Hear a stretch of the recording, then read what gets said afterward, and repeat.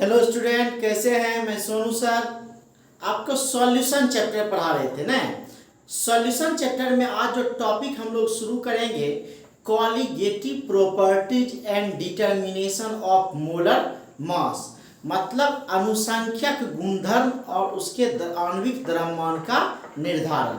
तो आज का हेडिंग हम लोग देंगे colligative properties, colligative properties, colligative properties and determination of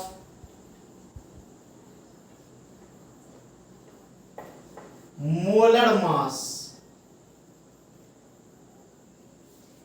colligative properties and determination of molar mass, इसका हिंदी हो गया अनुसंख्यक गुणधर्म,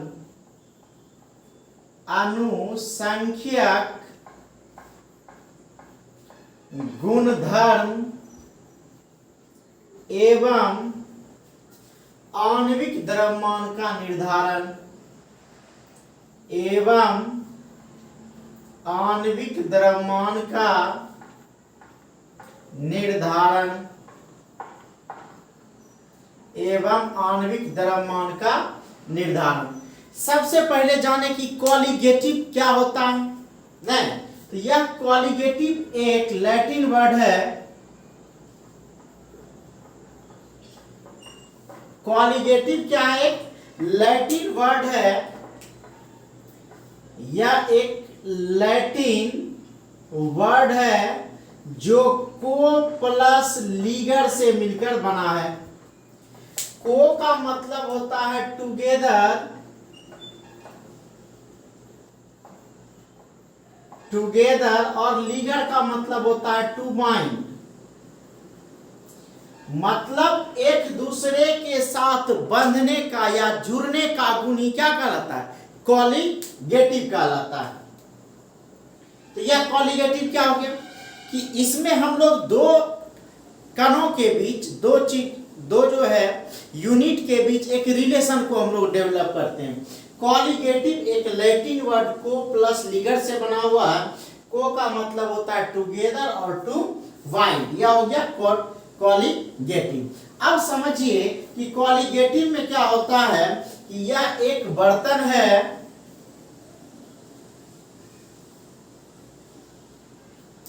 इस बर्तन में हमारा क्या है?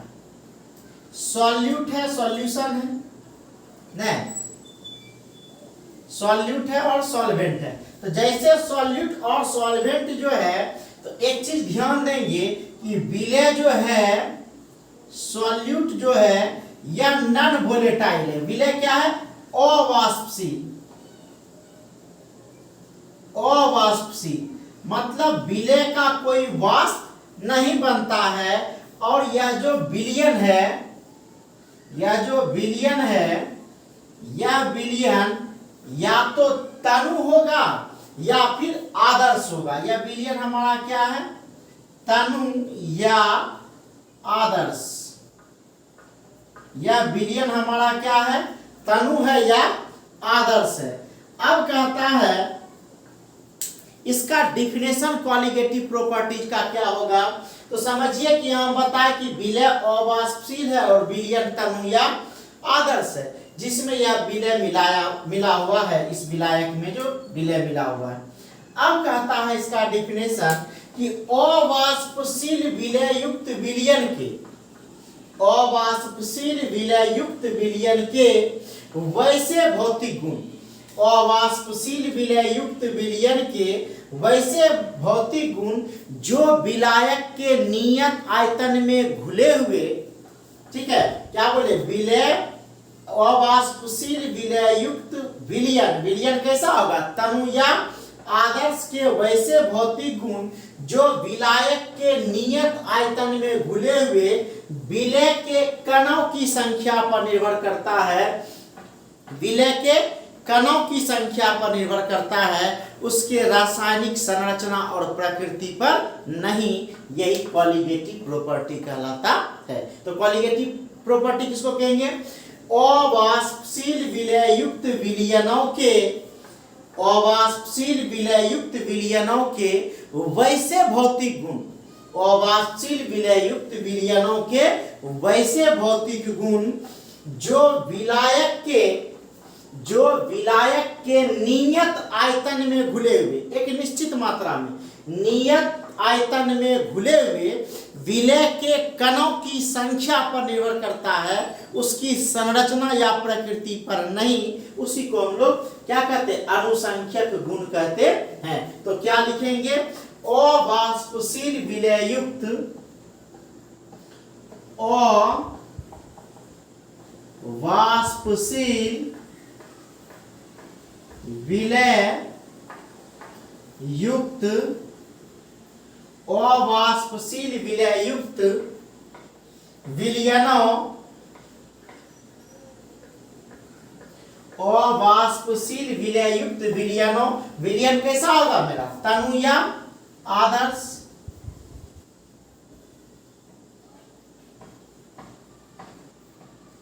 क्या कहता है? अवाष्पशील विलय युक्त विलयनों के वैसे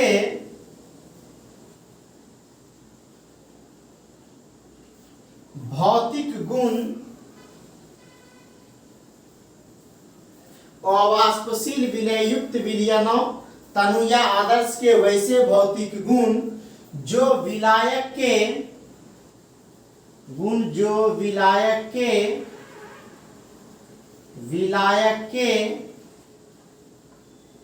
नियत आयतन में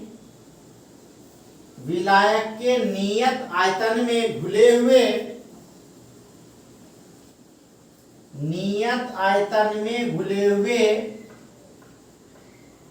विलय के कणों की संख्या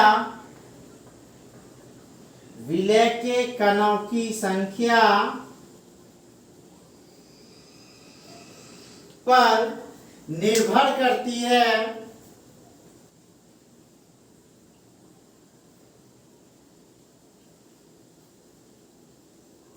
उसकी रासायनिक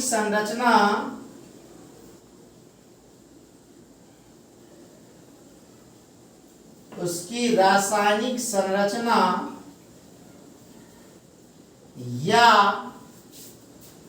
प्रकृति पर नहीं।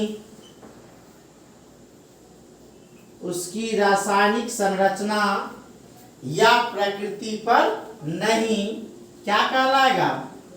अनुसंख्यक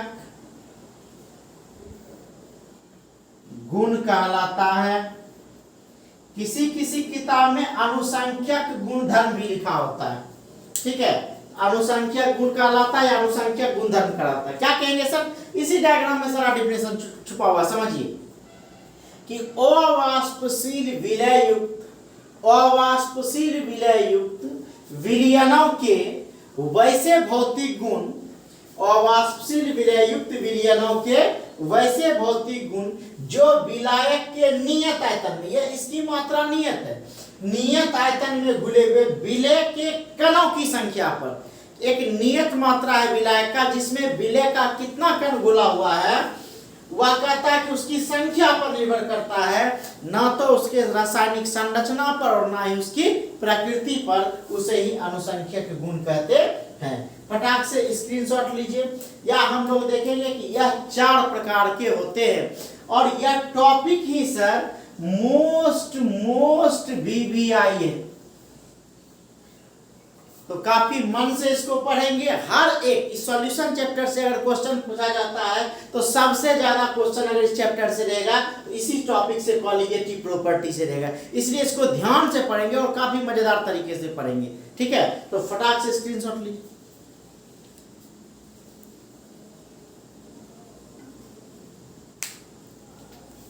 अब हम लोग देखेंगे कि यह क्वालिटेटिव प्रॉपर्टी अनुसंख्य, अच्छा इसका से चर्चा नहीं हुआ, आणविक द्रव्यमान का निर्धारण। तो जब अब हम लोग ये पढ़ेंगे, यह 4 प्रकार के होते हैं, तो हर एक प्रकार में देखेंगे इसके आणविक द्रव्यमान का निर्धारण कैसे करते हैं।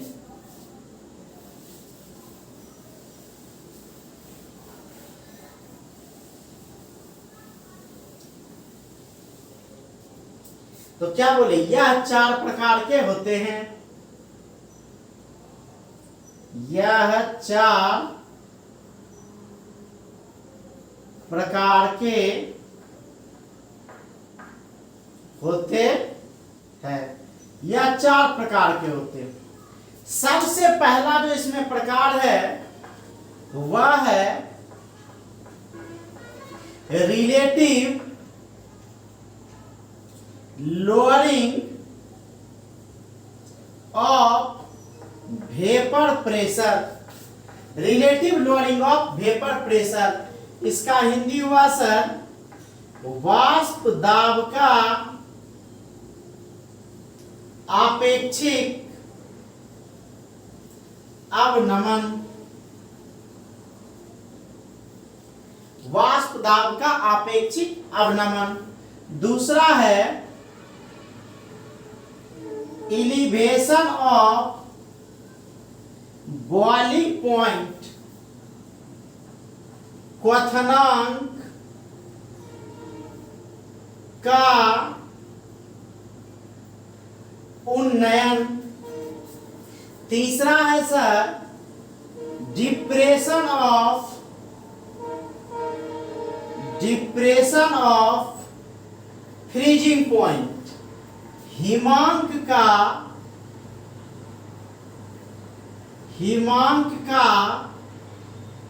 अवनमन। और यह जो चौथा पॉइंट है सर, यह है आपका ऑस्मोसिस एंड ऑस्मोटिक प्रेशर, परासरण एवं परासरण दाब। ये 4 टॉपिक पढ़ेंगे तो यह 4 जो ये हम लोग दिए ये चारों पढ़ लेंगे तो यह क्वालिटेटिव प्रॉपर्टी हमारा समाप्त हो जाएगा। और काफी इंपॉर्टेंट है, बताया कि इसी चारों से सबसे ज्यादा क्वेश्चन पूछता है, इसलिए बताया कि ये काफी ज्यादा इंपॉर्टेंट है। अब एक एक करके इसमें पढ़ेंगे, फटाक से स्क्रीनशॉट ले लीजिए।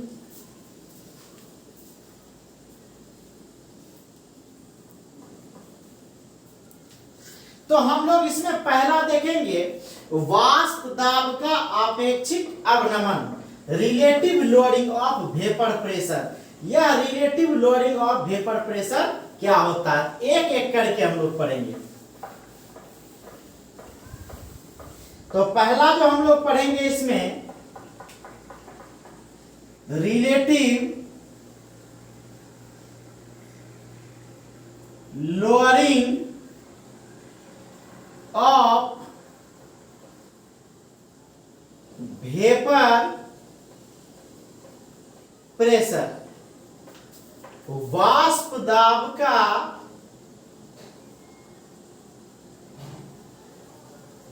सापेक्षिक या आपेक्षिक, दोनों एक ही है सर, अवनमन।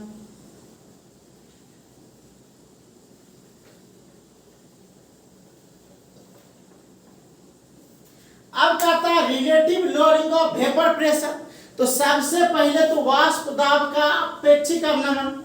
तो कहता है वाष्प दाब क्या है, तो हम लोग टॉपिक के शुरुआत में ही पढ़े थे वेपर प्रेशर में कि वाष्प दाब बंद पात्र में होता है ना।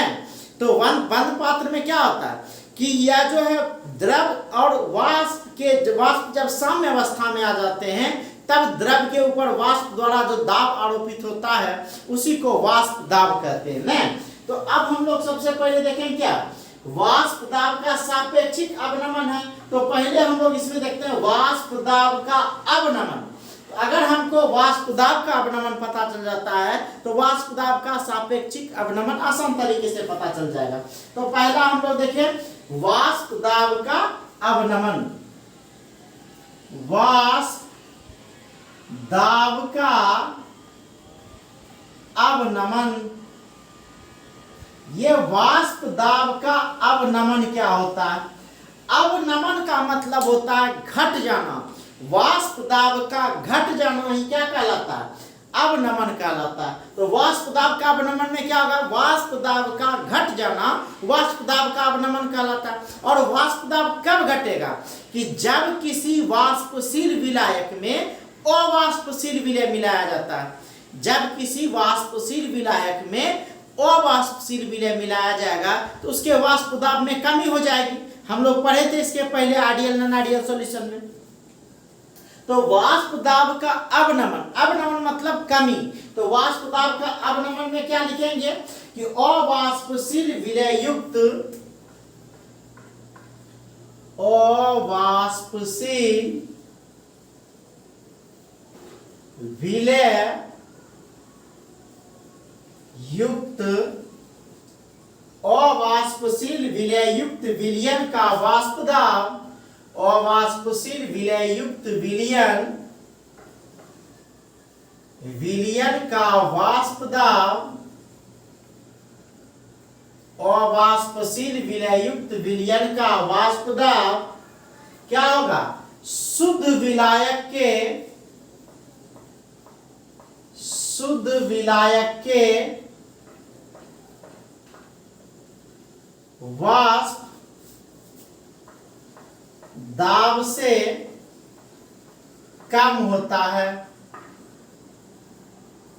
हम लोग एक बर्तन में देखे थे, केवल विलायक लिए थे तो उसका वाष्प दाब ज्यादा था, और जैसे अवाष्पशील विलय को मिलाए वाष्प दाब घट गया।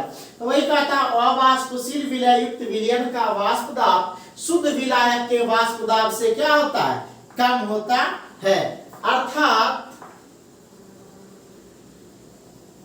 अर्थात क्या हो जाएगा, शुद्ध विलायक से कम है तो पी नॉट से कम हो जाएगा क्या, पी, पी नॉट से क्या कम हो जाएगा, पी। ठीक है, कहता अतः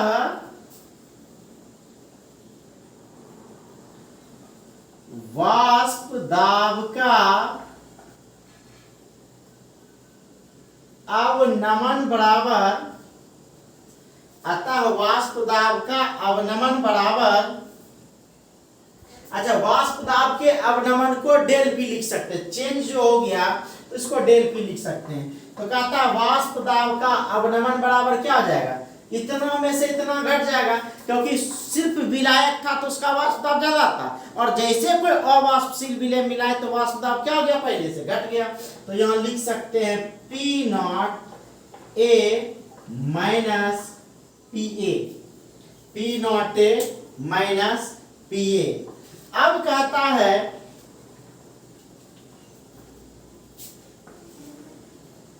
अब हम लोग देखेंगे वाष्प दाब का सापेक्षिक अवनमन,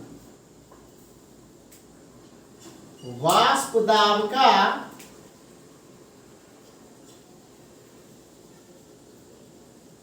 वाष्प दाब का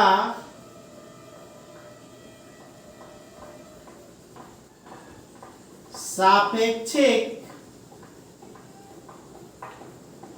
अवनमन क्या है। तो वाष्प दाब का अवनमन समझ में आया कि जब किसी वाष्पशील विलायक में अवाष्पशील विलय को मिलाया जाता है तो यही वाष्प दाब का क्या कहलाता है, अवनमन कहलाता है, क्योंकि वाष्प दाब क्या हो जाता है, कम हो जाता है शुद्ध विलायक से। अब कहता है वाष्प दाब का सापेक्षिक अवनमन, तो वाष्प दाब का अवनमन, वाष्प दाब का अवनमन तथा शुद्ध विलायक के वाष्प दाब के अनुपात को क्या बोलता है, वाष्प दाब का अवनमन, वाष्प दाब का अवनमन तथा शुद्ध विलायक के वाष्प दाब के अनुपात को क्या कहते हैं, वाष्प दाब का सापेक्षिक अवनमन कहते हैं। तो क्या लिखेंगे, वाष्प दाब का अवनमन, वाष्प दाब का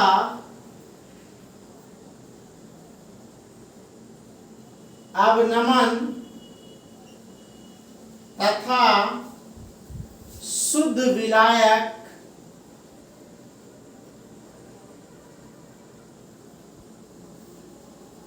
वाष्प दाब का अवनमन तथा शुद्ध विलायक के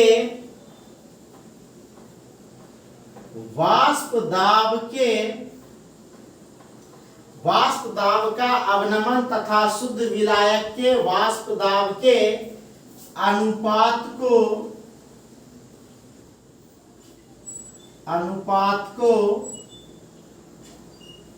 वाष्प दाब का सापेक्षिक अवनमन कहते हैं। वाष्प दाब का सापेक्षिक अवनमन कहते हैं। तो क्या हो जाएगा, वाष्प दाब का अवनमन ये हो गया और शुद्ध विलायक के वाष्प दाब के अनुपात को P नॉट है। तो क्या हो जाएगा, अतः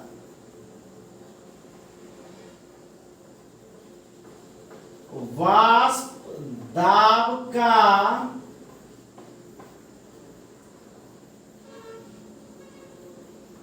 सापेक्षिक अवनमन बराबर P not A minus PA बटा P नॉट A, यही है। अब कहता वेयर, जहां P नॉट A बराबर शुद्ध विलायक का वाष्प दाब,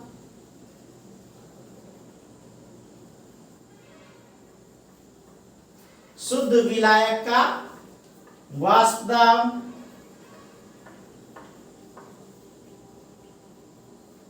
शुद्ध विलायक का वाष्प दाब, और PA बराबर क्या हो जाएगा, PA बराबर क्या हो जाएगा, विलयन का वाष्प दाब।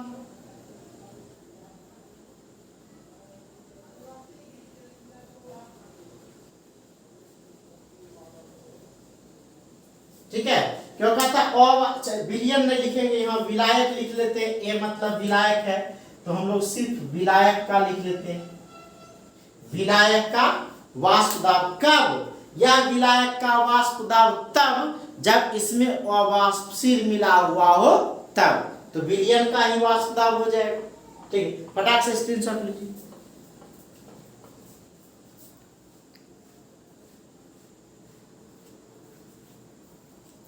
अब हम लोग देखेंगे, ये हमारा हो गया relative loading of vapour pressure, वाष्प दाब का सापेक्षिक अवनमन।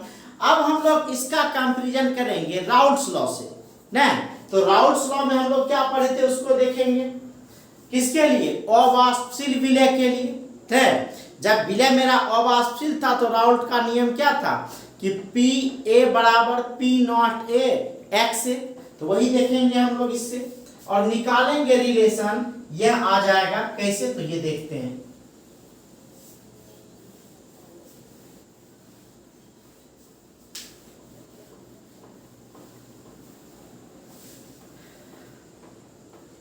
राउल्ट के नियम के अनुसार,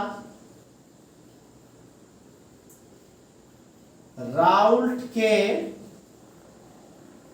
नियम से सीधा लिखिए, राउल्ट के नियम से। तो राउल्ट का नियम क्या है सर, पढ़े हैं, PA बराबर P नॉट A x, यही पढ़े, PA बराबर P नॉट A x। और आप पढ़े हैं चुके XA प्लस XB बराबर होता है किसके, 1 के। ये हम लोग मूल अंश में पढ़े थे, XA प्लस XB बराबर होता है 1 के। क्या हो जाएगा, इसलिए उल्टा लिख दिए, इसलिए XA बराबर हो जाएगा 1 माइनस XB। क्या हो जाएगा, 1 माइनस XB। अब इस XA के जगह हम 1 माइनस XB लिख सकते हैं, तो यह PA बराबर क्या हो जाएगा, P नॉट A और 1 माइनस क्या XB लिख सकते हैं। अब कहता है कि यह जो है P नॉट A, इसको ऐसे भी लिख सकते हैं, PA बटा P नॉट A बराबर 1 माइनस XB लिख सकते हैं। अब क्या करेंगे सर कि यह XB को उठा के इधर दे दें, ध्यान दीजिए, XB को उठा के इधर दे देंगे तो XB प्लस में चल जाएगा और यह हो जाएगा 1 माइनस इतना। मतलब इसको ऐसा अगर हम कर दें और ध्यान से देखिए कि यह एक्स बी को उठा के इधर कर रहे हैं, इसको उठा के इधर कर रहे हैं। एक्स बी माइनस में है, यह इधर चल जाएगा, और यह प्लस में इधर आएगा तो माइनस में, तो यह एक्स बी बराबर क्या हो जाएगा, 1 माइनस पी ए बटा पी नॉट ने उल्टा दिए। अब कहता है कि यह पी नॉट से इसमें भी भाग लगेगा नहीं, तो यह एक्स बी बराबर क्या आ जाएगा, अब हमारा यह एक्स बी बराबर आ जाएगा P not A minus P ए बटा क्या पी नॉट ए। लघुत्तम ले लिए, मतलब यहां भी पी नॉट ए लिख सकते थे नहीं, अब यह लघुत्तम आ गया। अब कहता है कि यह एक्स बी बराबर क्या होता है, एक चीज पढ़े थे, डिटर्मिनेशन ऑफ मोलर मास। आप देखिए यह आ गया एक्स बी बराबर P not A minus P A by P not ए, यही तो हमारा P not A minus P A by P not ए, यही तो था मेरा क्या relative loading of vapour pressure. अब हम लोग इसका रिलेशन निकालेंगे दूसरे के साथ, कोलिगेटिव मतलब एक दूसरे के साथ जुड़ना या बंधना। अब एक्स बी के साथ इसका संबंध निकालेंगे। तो आप पढ़े हैं चूंकि एक्स बी बराबर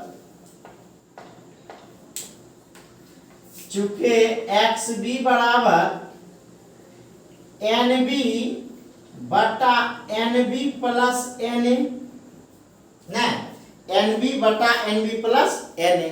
अगर हमारा विलयन तनु है फॉर डाइल्यूट सॉल्यूशन, मतलब कि विलय की मात्रा विलायक में बहुत बहुत बहुत बहुत कम हो, नहीं तो कहता है कि मानते हैं कि नहीं, आपको बताए थे कि आपके पास क्या हो कि बहुत मतलब क्या कहा जाए कि विलय की मात्रा, एक बाल्टी पानी में 1 चम्मच चीनी डालिए, 1 चम्मच चीनी विलय तो है लेकिन उस पानी को कोई फर्क नहीं पड़ता, वह पानी के जैसा लगेगा। तो हर में हम लोग ये एन को छोड़ देते हैं। हम लोग लिख सकते हैं तनु विलयन के लिए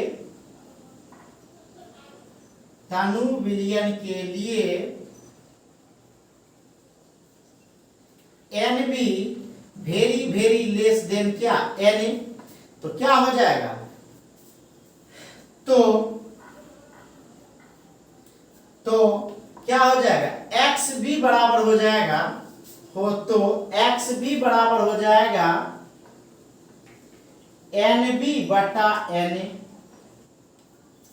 ठीक है, क्यों, क्योंकि ऊपर वाला तो विलय है लेकिन विलयन में विलय की मात्रा इतनी कम है कि हमको पता नहीं चलता, इसलिए इसको नेगलेक्ट मान लीजिए। अब कहता है कि एन बी बराबर पढ़े थे डब्ल्यू बी बटा एम बी, एन ए बराबर पढ़े थे डब्ल्यू ए बटा एम ए, ये सब हम लोग पढ़े हुए नहीं। अब इसका मान मतलब एन बी और एन ए का मान इसमें पुट किया जाए तो एक्स बी बराबर क्या लिख सकते हैं, एक्स बी बराबर क्या लिख सकते हैं, ध्यान दीजिए। तो एन बी के जगह लिख सकते हैं डब्ल्यू बी अब बटा एम बी, अब फिर बटा क्या हो जाएगा एन ए, एन ए में क्या लिख सकते हैं डब्ल्यू ए बटा एम ए। ध्यान दीजिए यह बटा में है तो नीचे चला जाएगा, यह बटा में है तो ऊपर चला जाएगा, तो एक्स बी बराबर क्या लिख सकते हैं, और एक्स बी बराबर क्या लिख सकते हैं, ध्यान दीजिए, और एक्स बी बराबर क्या लिख सकते हैं डब्ल्यू बी, ये जो है एम बी बटा में चला जाएगा नीचे, तो डब्ल्यू बी या बटा क्या एम बी ना, नीचे में डब्ल्यू ए है तो गुना डब्ल्यू ए बटा एम ए होता, एम ए नीचे से ऊपर चला जाएगा तो ऊपर में क्या हो जाएगा एम ए। अब हमको निकालना है डिटर्मिनेशन ऑफ मोलर मास, आणविक द्रव्यमान का निर्धारण, तो एम बी निकालना है, तो एम बी बराबर क्या हो जाएगा, देखिए तो अब यह एक्स बी बराबर यह आ गया, एक्स बी बराबर मेरा यह भी आया है, ध्यान दीजिए कि एक्स बी बराबर मेरा यह भी आया है और एक्स बी बराबर मेरा यह भी आया है। अगर यह एक्स बी बराबर है तो यह बराबर इसके हो सकता है नहीं, ध्यान दीजिए कि यह इसके बराबर हो सकता है, तो हम लोग क्या लिख सकते हैं, ध्यान दीजिए तो क्या लिख सकते हैं यहाँ बताइए, तो एक्स बी के जगह लिख सकते हैं P not A minus P ए बटा पी नॉट ए लिख सकते हैं यह बराबर किसके हो जाएगा, यह एक्स बी के बराबर था, तो एक्स बी बराबर क्या, डब्ल्यू बी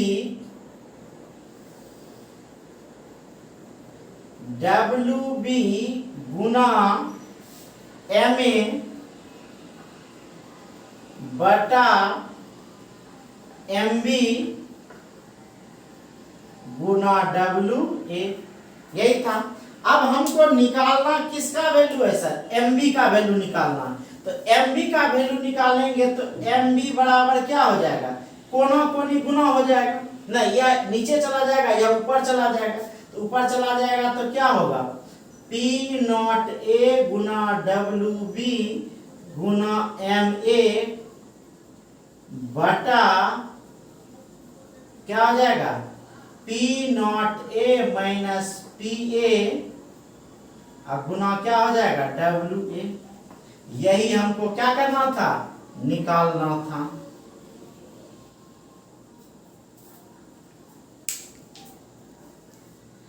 यही जो है सर हमको क्या करना था, प्रूफ करना था। एक बार और ध्यान से समझिए, हम बताए राउल्ट के नियम से पी ए बराबर पी नॉट ए एक्स ए। अब एक्स ए बराबर होता है एक्स ए प्लस एक्स बी, तो एक्स ए प्लस एक्स बी बराबर किसके, 1 के, तो एक्स ए बराबर 1 माइनस एक्स बी, या 1 माइनस एक्स बी, यहाँ एक्स ए के जगह इसका मान रख दिए। अब इसको गुना कर दिए, तो अभी कुछ नहीं किए, इसको फिर यहाँ ले आए तो बराबर के नीचे आए तो बटा में आ जाएगा, तो यह बटा में आ गया 1 माइनस एक्स बी। अब एक्स बी, यह एक्स बी माइनस में, तो इसको उठा के इधर है, इसको उठा के इधर, तो 1 माइनस पी ए, इसको लघुत्तम ले लिए इसका, तो लघुत्तम ले लिए तो एक्स बी बराबर इतना आया। और हम जानते हैं कि एक्स बी बराबर होता है, ये पढ़े थे हम लोग मूलांश में, अवयवों के मोलों की संख्या तथा अवयव के मोलों की कुल संख्या के अनुपात को मोल अंश कहते हैं। तो वह हम लोग पढ़े थे, तो वह जो पढ़े थे तो वहां से हम लोग एक्स बी बराबर N B by N B plus N A ले आए। अब कहता है कि अगर तनु विलयन के लिए N B very very less than N A हो तो क्या हो सकता है, एक्स बी बराबर N B by N A, N B बराबर डब्ल्यू बी बटा एम बी, अब एन ए बराबर डब्ल्यू ए बाय एम, इसका मान रख दिए तो एक्स बी बराबर इतना। तो यह एक्स बी और यह एक्स बी दोनों क्या है, बराबर है, तो यह बराबर इसके, तो यह बराबर इसके। अब एम बी का डिटर्मिनेशन ऑफ मोलर मास आणविक द्रव्यमान का निर्धारण था, तो एम बी बराबर, एम बी को यहाँ ले गए, इसको उठा के यहाँ, इसको उठा के यहाँ कर दिए। यही आपका प्रूफ था। फटाक से स्क्रीनशॉट लीजिए, ये है क्या, एक एक चीज का नाम लिख देते हैं।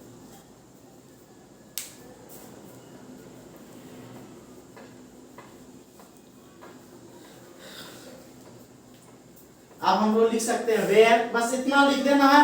अगर रिलेटिव लोडिंग और वेपर प्रेशर पूछे तो ये 5 नंबर का लॉन्ग बनेगा। अब कहता है वेयर हम लिख देते हैं जहां, क्योंकि नीचे जगह नहीं है इसलिए हम लोग ऊपर लिख रहे हैं वेयर, जहां क्या हो जाएगा, पी नॉट ए तो लिख चुके हैं, शुद्ध विलायक का वाष्प दाब, फिर से लिख देते हैं पी नॉट ए शुद्ध विलायक का वाष्प दाब, फिर है आपका डब्ल्यू बी। हम लोग पहले पढ़ चुके हैं कि अब बी को विलय नहीं कहेंगे कि विलायक कहेंगे, बी को अब विलय कहेंगे। तो यह हो गया डब्ल्यू बी विलय का, डब्ल्यू मतलब भार, बी मतलब विलय, तो क्या हो गया विलय का भार। उसके बाद है एम ए, यह ए विलायक है, तो विलायक का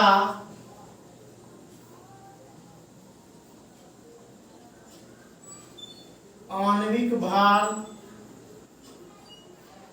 उसके बाद एम बी है, एम बी क्या हो जाएगा, विलय का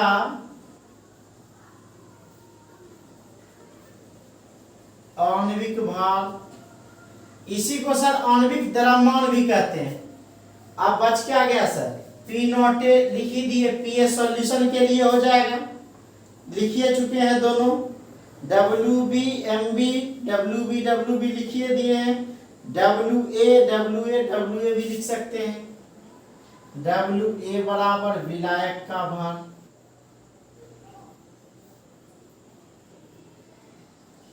विलायक का भार। तो ये आपका था क्या, relative lowering of vapour pressure, वाष्प दाब का सापेक्षिक अवनमन आपका समाप्त हो गया।